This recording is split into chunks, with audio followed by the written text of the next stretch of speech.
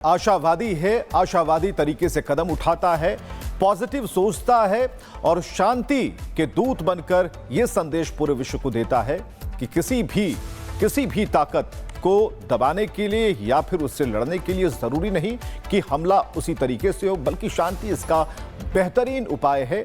और हालांकि उन्होंने पुतिन की काफी तारीफ की, दूरदर्शी नेता बताया और आशावादी होने का मतलब यह कि जल्द ही जो यूक्रेन और रूस के बीच का जो विवाद है वो खत्म हो जाएगा, इस बात से इनकार नहीं किया जा सकता। तो हैदराबाद हाउस में मोदी और पुतिन की मीटिंग जारी है और हम आपको बताएं नई इंफॉर्मेशन जो उसमें जैसे जैसे आ रही है तो ये जारी है। और सबसे बड़ी बात कि सकारात्मक सोच के साथ जो भारत है वो आगे की तरफ बढ़ रहा है और कहीं ना कहीं पुतिन को भी ऐसा लगता है और उन्होंने कई दफे इस बात की चर्चा की कि भारत अपना रास्ता खुद बनाता है, भारत किसी से दबता नहीं और भारत कभी किसी प्रेशर को अपने ऊपर हावी नहीं होने देता है। ये अहम बात है।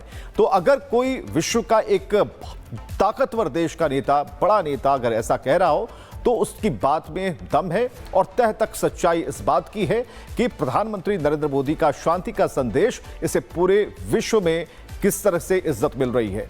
एक साथ कई तस्वीरें हम आपको दिखा रहे हैं कि राष्ट्रपति पुतिन का काफिला, राष्ट्रपति भवन में पुतिन, राजघाट पर पुतिन पहुंचे थे, श्रद्धांजलि अर्पित की, बापू को श्रद्धांजलि दी।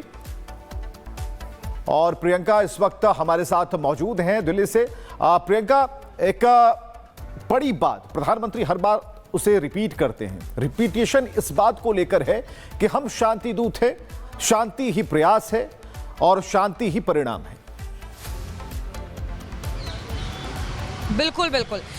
देखिए, बड़ा मैसेज और बड़ा संदेश दिया गया है कि हम पीस लवर हैं और हम ये हम मानते हैं कि शांति से ही किसी भी समस्या का समाधान हो सकता है।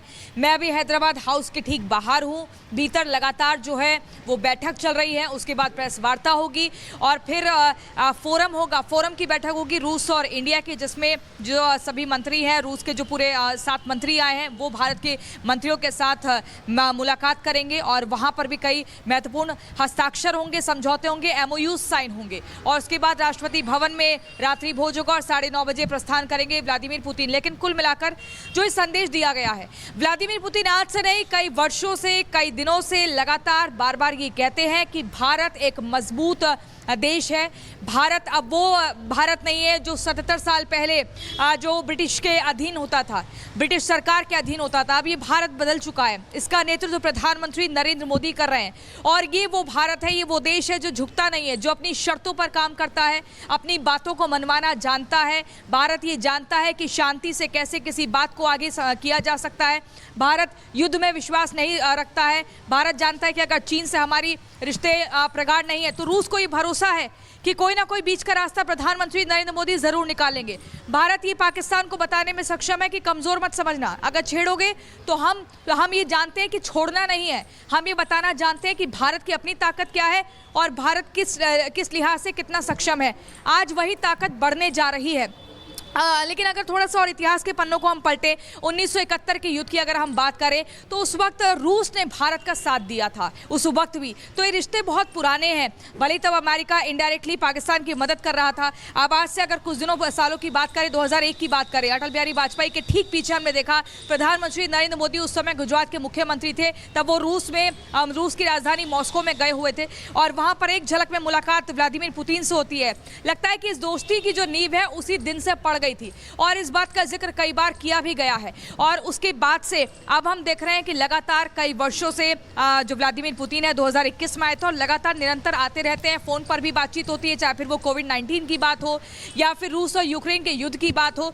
और इस बात का आभार भी व्लादिमीर पुतिन ने जताया है कि टाइमली हमें हर चीज के बारे में पता चलता है, भारत हमारे साथ जुड़ा रहता है। इसके अलावा व्लादिमीर पुतिन ने हमने ये भी देखा कि कैसे प्रधानमंत्री नरेंद्र मोदी का जन्मदिन हो या कोई भी खास मौका हो तो वो इंटरेक्शन को नहीं छोड़ते हैं, लगातार बातचीत करते हैं। लेकिन आज जो कई महत्वपूर्ण समझौते होने जा रहे हैं उसमें सुखोई 57 की हम बात करें, S-500 की बात करें, बिल्कुल 9 ऐसे भारी भरकम और पॉजिटिव समझौते जो भारत और रूस के रिश्ते को और भी प्रगाढ़ करेगा। दोस्ती बहुत पुरानी है लेकिन अब नई सोच की तरफ यह अग्रसर होती जा रही है।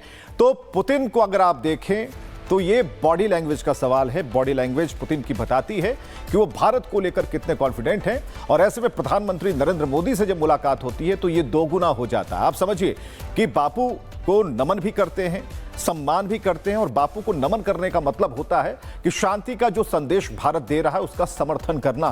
कहने का मतलब यह है कि हम शांति दूत बनकर आगे बढ़ेंगे, शांति का प्रचार करेंगे और समन्वय बिठाने की कोशिश करेंगे, धैर्य का परिचय देंगे। 3 तस्वीरें हम आपको दिखा रहे हैं जब पुतिन को गार्ड ऑफ ऑनर दिया गया, पुतिन को बापू को उन्होंने जब नमन किया तब की तस्वीरें हैं, और भारत रूस के बीच एक बड़ी डील हुई, 9 बड़े समझौते हुए तब की भी तस्वीरें हम आपको दिखा रहे हैं। और हर तस्वीर में एक पॉजिटिव रिस्पॉन्स झलकता है। तो पुतिन के दौरे पर एक बार फिर मोदी से उनकी जो दोस्ती है उसकी झलक दिखी। एक रिपोर्ट आप भी देखिए।